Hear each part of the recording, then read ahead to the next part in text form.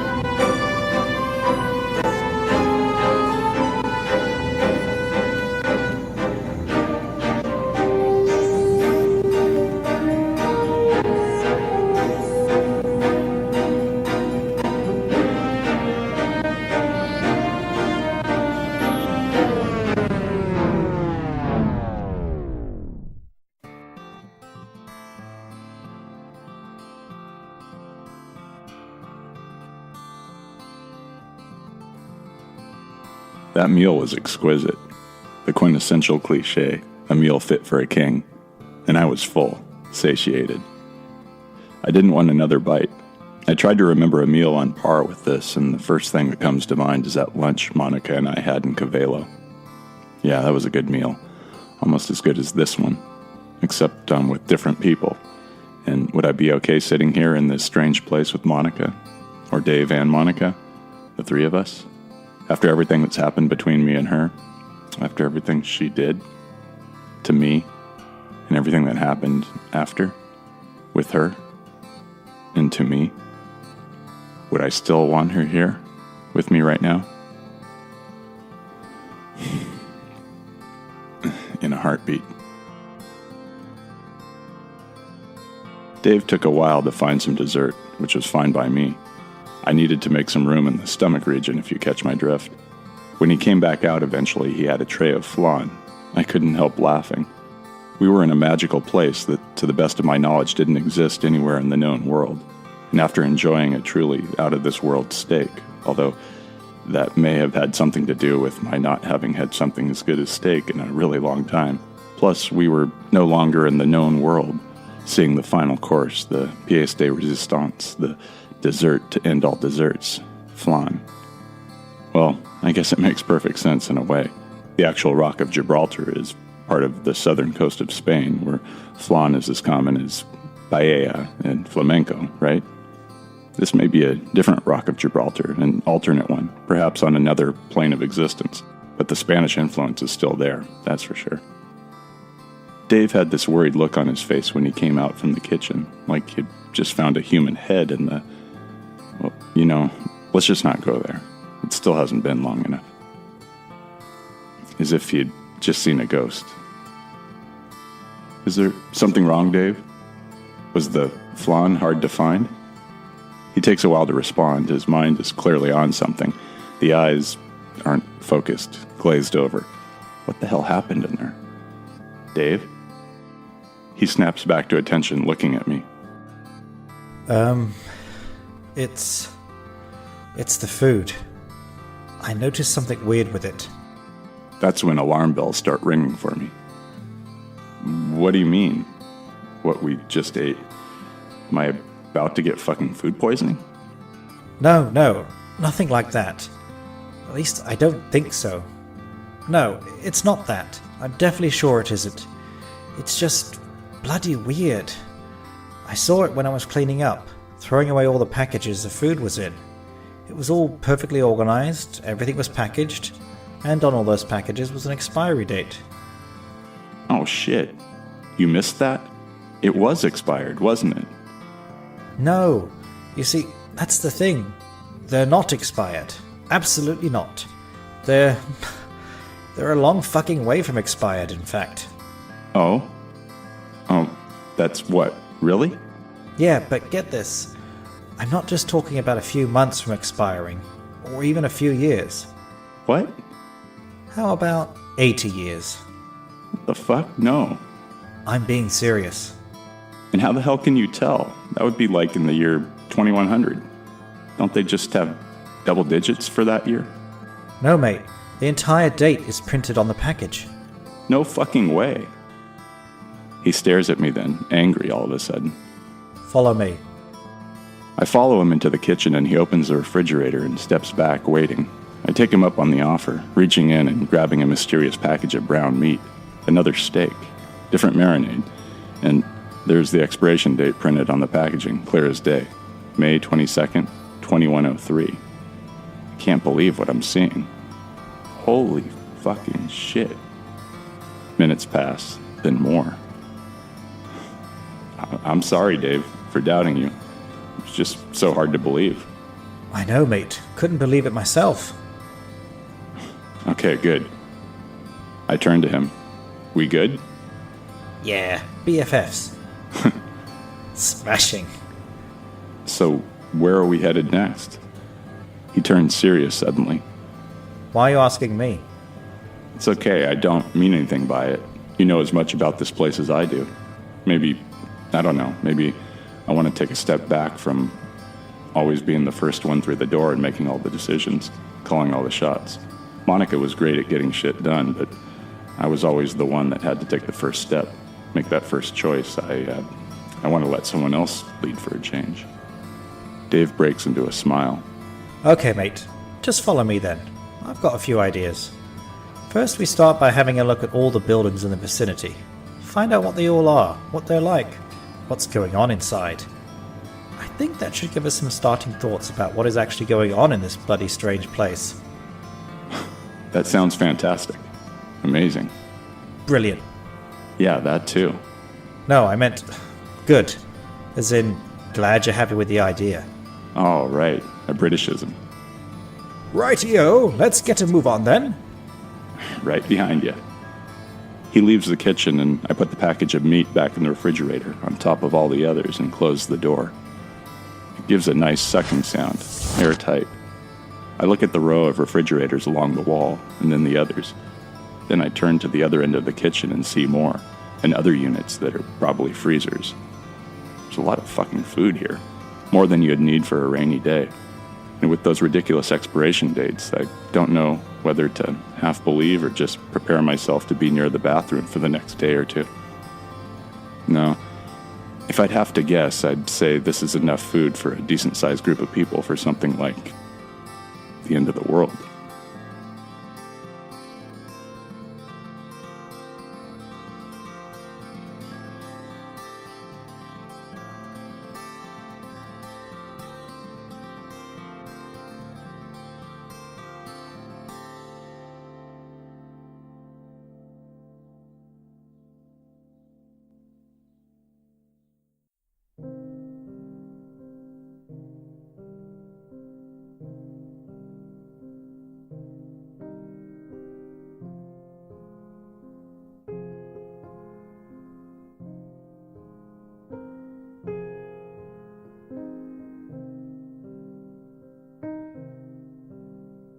I'm starting to remember more things.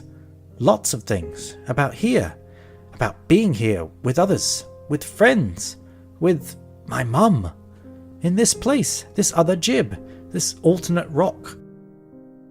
I'm keeping ahead of Jake. I don't want him hearing any of this. Not at the moment, at least. Jake's had his own share of secrets, and going through his own thoughts to understand them completely. So now it's my turn. And I don't know what to think about this. What does it all mean? Are these memories that are slotting themselves back inside my head real ones? Real memories? Actual pieces of my past life? They feel like they are. Though, with everything that's happened, here, happening in Ostium, happened to me personally, there's just no actual way I can definitely know. They feel correct, a part of me, like they should be there, inside. Those memories of earlier times, more nightmares of killing those men when that entity had control over me. Even though they're inside me too, they don't fit properly. Differently shaped pieces of the puzzle that don't match at all. But something has mashed them into the puzzle so they'll stay there, even if they don't belong. So what am I to do? Stay the course for the moment. Just keep going and see what happens. I truly never know what's around the next corner in Ostium, and the same applies here, to the rock. Actually, just saying those words, the rock, it feels natural, as if it's the right way to say it. The comfortable way. I know it's been called Gib for a long time, but being here now, in this other rock, and saying it makes me feel like I've said it a lot of times before. And dare I say, I feel at home saying it and feeling it. Yes, I think I do.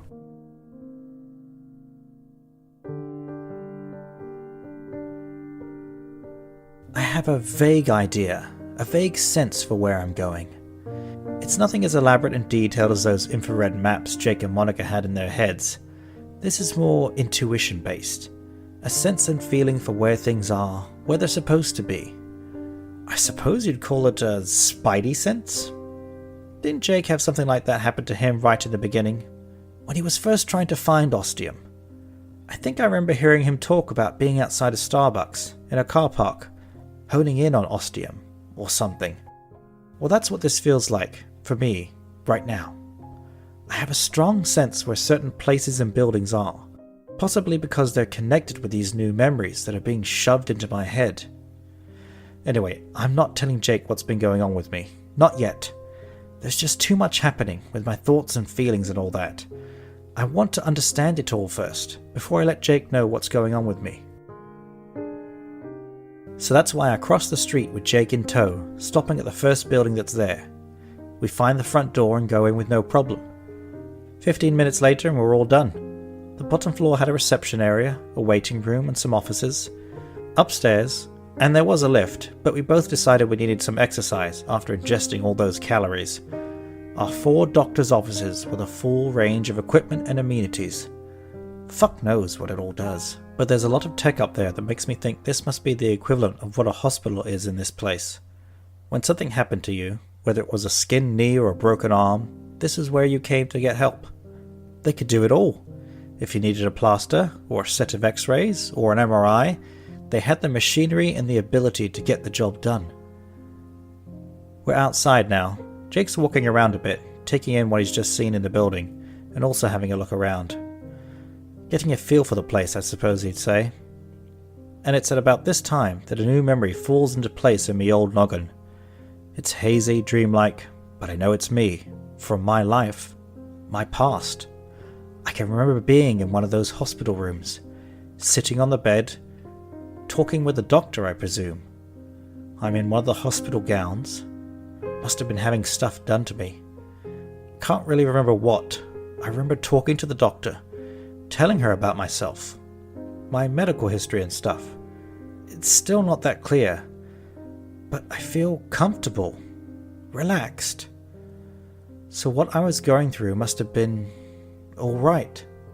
Something I fully agreed to. Maybe it was from early on, when I first came here possibly. I just don't know. Like so much else here. But it's a step in the right direction. I'm starting to learn. I know more than I did before.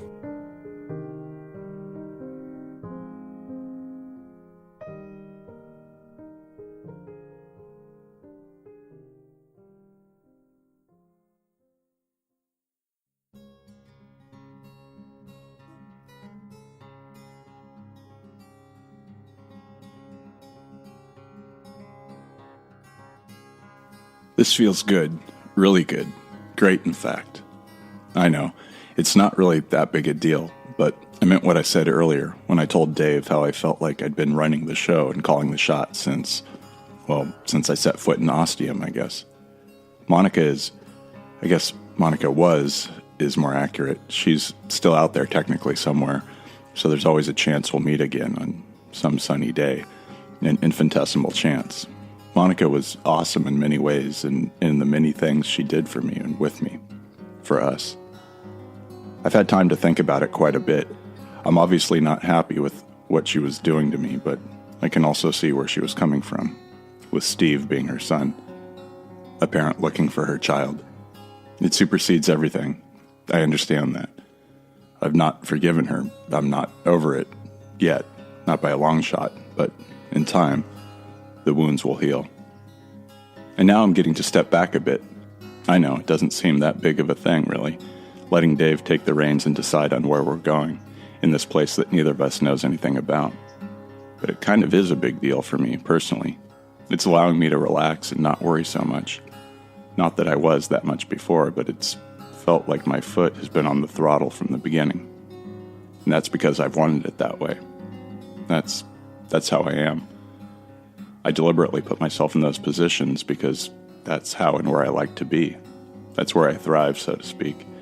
And it feels like that's never let up, especially when I was having those memory problems courtesy of those deadly gloves Monica had. But now, we're in a new place. Things are different. We're not going through doors like before. There's no blackness coming after us here. And hopefully that thing, that crone, won't be following us to this place. And it feels like the right time and the right place to ease off that accelerator, take a step back, and just chill for a change. Of course, it's one thing to acknowledge and tell yourself to take it easy, and another to actually do it. Yeah, I'm letting Dave go wherever he wants right now, and I'm just following, learning as much about this place as he is. That hospital was interesting. Definitely felt like I was in some sci-fi movie with how clean and simple everything looked. There were machines and tech, but not wires anywhere. No tools or objects sitting around. All clean and sterile and like a medical bay on the Enterprise. Pick the series. We start checking out other buildings. Don't have any problems getting in, but they're nothing special. Nothing really stands out, although I don't really know what to expect. Should something stand out? Am I looking for a special Ostium door to be waiting for me, open, inviting me to a world utterly different from this one? Is that because that's been my way of life for weeks now? This may be the never-before-discovered island of Gibraltar, but so far, other than the tech and feel of it being a good step into the future, it's all pretty mundane. When compared to a special little town that takes you through doors to different places in time and space. Just saying. It's been about a couple of hours, and we've checked out 16 other buildings, which have all been nothing special. Offices, classrooms, a gym, conference rooms, though we did see a couple of weird things that should be pointed out. In one room that was most likely an office, the desk and chairs had all been pushed to the side of the room, and in the center was this giant pentagram drawn in chalk. No, not drawn exactly, more like someone had made it by pouring chalk in the shape of the pentagram. In another room, this was a conference room, big table with lots of chairs, except the chairs were all stacked up in the middle of the table in the shape of a tower. Dave actually walked up to it and reached out to touch the strange stack. I was about to yell at him not to, but nothing happened. The tower didn't fall down in a noisy cacophony as I'd expected. It didn't even move. Dave then shook it. Nothing. No movement whatsoever. I walked closer, wanting to know what the hell was going on here. They're fused. I didn't believe him. Again. But once I was standing next to him, I saw he was totally right. Not just the metal, but the plastic too. It was like they'd been melted and become one solid mass and then rehardened. Fucking weird, man, were the only words I had to say. Emphatic nod from Dave. In the last room of the last building, this was the gym, and it was in the women's shower room. It wasn't immediately noticeable. We checked each shower stall, and we were about to leave when Dave said, "Hang on a sec." I looked at him, eyebrows raised. Just be quiet for a minute and listen. So I did. I didn't hear anything. What the hell was he talking about? There were no strange sounds, no weird... And then I did hear it.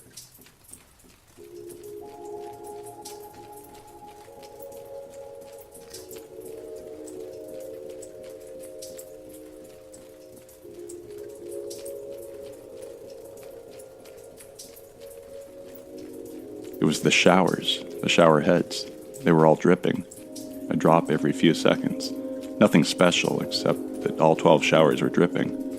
Not at the same time, but in sequence. But the sequence didn't repeat. Well, sometimes it did. Other times it didn't. It was a fucking song. The drip sounds were just different enough to make music somehow. It's music? Dave nodded. Damn, it's real familiar. I can almost guess it. Claire de Lune. That's it. We kept listening for a few more seconds, then we both looked at each other. It was really fucking creepy. We got the hell out of there.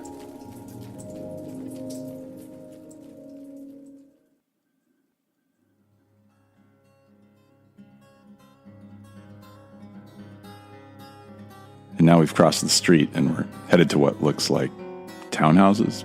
I don't know. I'm getting the residential vibe off of them. How they're in a long row along the street here, all numbered and all identical. We go up to the first one and the door doesn't have a handle or anything. But there's a panel on the left, and now that we're standing in the door, well, it's lit up with a numerical light-up display. I try tapping in some numbers, but nothing happens. I look at Dave. He just shrugs. We check each townhouse along the street, and they've all got the same doorway, unsurprisingly. Each panel lights up as we reach the door. At the fifth door, Dave seems a little more excited. I'm not sure what it is, like he's expecting something with this door. But it's exactly the same as all the others. We step up to it, and the panel lights up.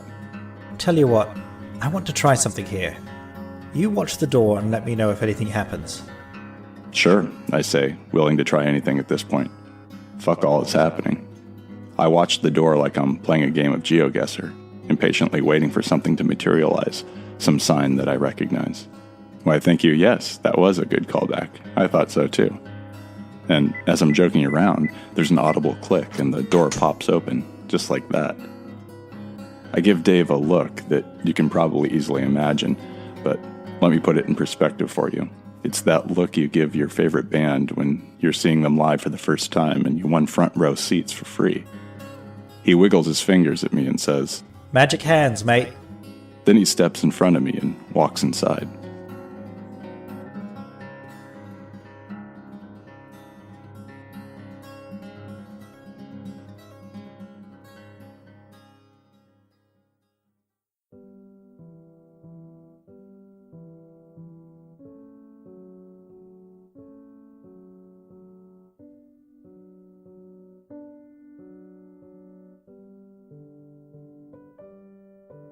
I need to be ahead of Jake. It's for a reason. I know he's been letting me lead the way, which has worked out just fine in my book, but now it's more crucial than ever. Because I picked this particular pad for a big reason. A bloody big reason. You see, the memories keep coming to me as more time passes, and once I saw the row of houses, that reminded me a lot of my mother country, with them all joined together in a row. For the first time, I think, I actually recognize myself. I've definitely been here before, by myself and with other people. I can remember that. Not who I was with, but just having a physical presence here, in this exact spot, at one point. And when we went up to the first house, I knew immediately we weren't going to be able to get in, because you need a special code for that, a 6-digit one. Jake tried a few things, which of course didn't work, and then we started moving on down the road, from one house to the next. When we got to this one, I had to come up with something quick to distract Jake, because I knew the code to get in. Because this used to be my house. Back when there were lots of people in this town. I can remember that now. I was one of them. And this was where I slept, where I lived. And the code worked just like it always did. I charge up the stairs, going 2 at a time, and sometimes 3 to get to the top as quick as possible. I can hear Jake coming up behind me, but not as fast. That's good. I don't know what I'm going to find at the top, but I'm not ready for Jake to know everything going on with me. Yet. I will tell him soon, I promise. Just not now. So I need to make sure there are no triggers here. Nothing bloody blatant that'll make it completely obvious to him. Stepping into the room truly feels like coming home to me. There's a blossoming warm feeling in my chest. I'm actually getting a little dewy-eyed. I blink a few times and have a look around. Everything seems pretty normal. A bit dusty, I suppose. Quite a bit, actually. But nothing out of the ordinary that says, "Welcome to Chez Dave." Except for that bloody framed photograph on the table there. I've just got tens of seconds now before Jake's at the top of the stairs and looking in. I dive onto the sofa and grab the photo. Now what the hell am I going to do with it? I shove it down my trousers for now, the band of my boxers holding it decently in place. Good, okay then. We'll need to be careful not to make any sudden moves, and especially watch it when sitting down. Fine, I just won't do that then. Jake's at the top of the stairs now, eyes on me, eyebrows raised in confusion. I'm still on the sofa. I mime grabbing my calf muscle. I knew I shouldn't have run up the stairs like that. I was just really excited at getting in and seeing the place. Charlie horse? You what? Leg cramp? Oh, yeah, right. My right calf. Give me a few minutes and I'll be fine. Jake nods and starts walking around the living room. I continue my acting bit, pretending to massage the muscle like it really hurts. After I've decided enough time has passed, I get up and follow Jake, who's already checked out the kitchen, and now he's in the bedroom. He's looking through the wardrobe. Lots of clothes hanging from coat hangers. My clothes. I recognize some of them instantly. Then Jake and I see the datapad on the bedside table. He gets there before me and picks it up. Shit! He says, looking at it intently. Seems like it's password protected. You want to have a go? Sure, I say, taking it from his hands. I turn and leave the bedroom, letting out a deep breath. You know what? I come to a full stop and slowly turn around, worried. What? We should stay here, sleep here tonight. Use this as a place to rest. There's a bed and a couch. We could take turns. At least we'd have a roof over our heads and sleep comfortably. I think quickly. Don't want to take too long, or he'll become suspicious. Sure, mate, that sounds smashing. Good idea. You ready to keep looking around? We've still got a good 3 hours of daylight left. Yeah, sounds good. Will you be able to get us back in here, or do we need to keep the door ajar? No worries, mate. Magic hands, remember? His smile is a good enough answer, and I am leading the way back down the stairs and out onto the street. I notice Jake leaves the door open a bit anyway. I'm alright with that. I've got somewhere very particular in mind I want to go next. The memory is making itself known to me now, and I think if I find what I'm looking for, it's going to go a long way to making me remember everything. And I've managed to move the frame around to my bum, where it's sitting much more comfortably.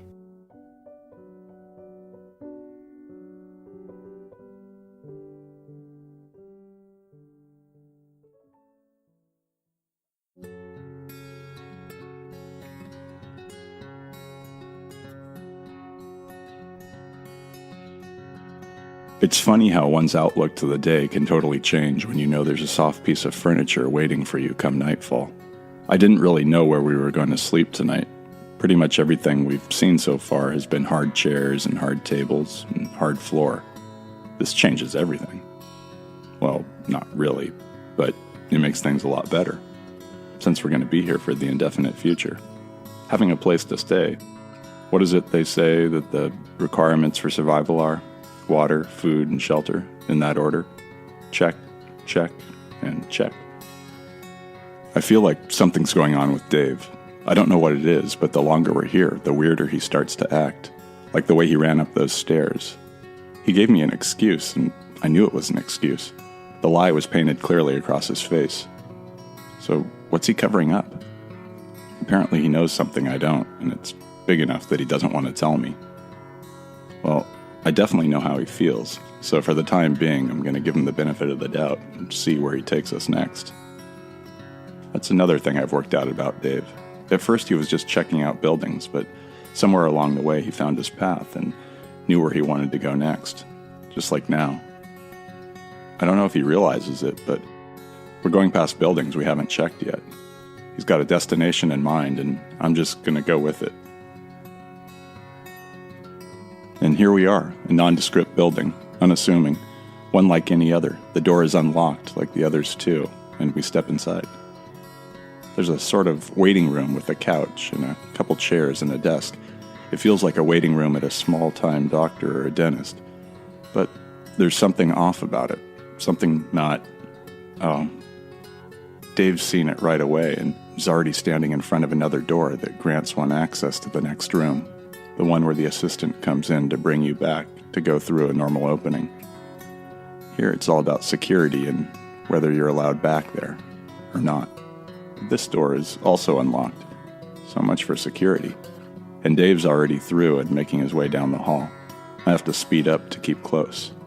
We pass more doors, all closed. Then we reach a T-stop. He turns left without hesitation. I'm also jogging now. I could call out to him, yell his name, but I know it wouldn't do any good. The guy is locked in. He's got somewhere he wants to be. He knows where he's going, and nothing's going to stop him or slow him down. I'm just glad that I got invited along for the ride. And then we're in a booth with an instrument panel. There are no actual buttons, but I can tell what it is because it's lit up like the navigation station on the Enterprise. Above the panel is a big window looking into an unassuming room. Dave has stopped, taking everything in, and now he's moving again over to the pressurized door that gives one access to the special room. Has he seen something I missed? I look back through the window and see plain walls and no furniture or objects in the room. And then I do see something. I take 3 steps to the right to get a better angle on it. There it is, along one of the walls. It's a door. A certain kind of door. An ostium door. It looks exactly like every single door I've ever seen there, without a number. Holy shit. Now I'm following Dave. He's got the door unlocked somehow, and as it opens, there's a sharp hiss. I follow him inside, and we both walk up to the door. He looks at me, and I'm surprised by the look on his face. He's not confused. He's confident, aware. He knows what this door is, why it's here, and what here is. And that's when we both hear another booming sound from outside somewhere.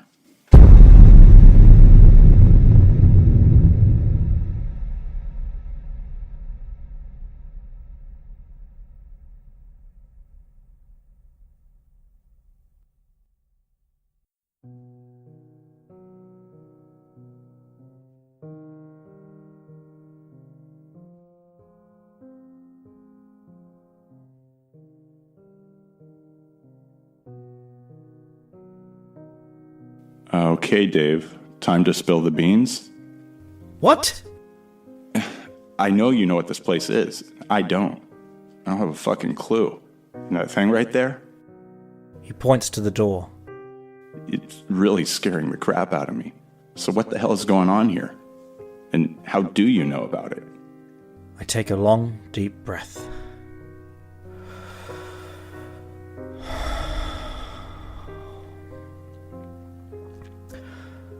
All right, Jake. I'm going to tell you. It's time. I'm going to tell you everything I know. Everything that's at least come back to me. But not here.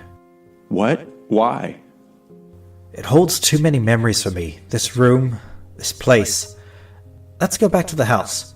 We'll make dinner, and I'll tell you everything. Jake isn't saying anything, thinking things over. Can't blame him.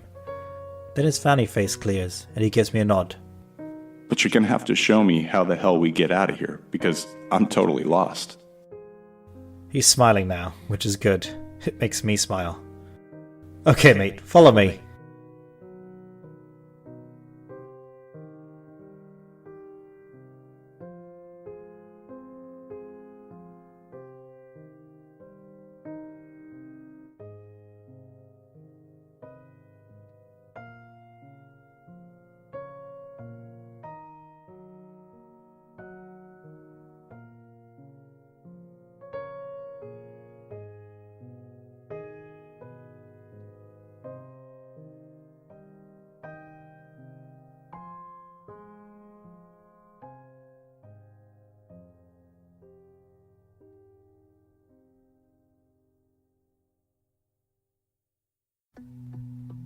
Hey everyone, Alex Telander here.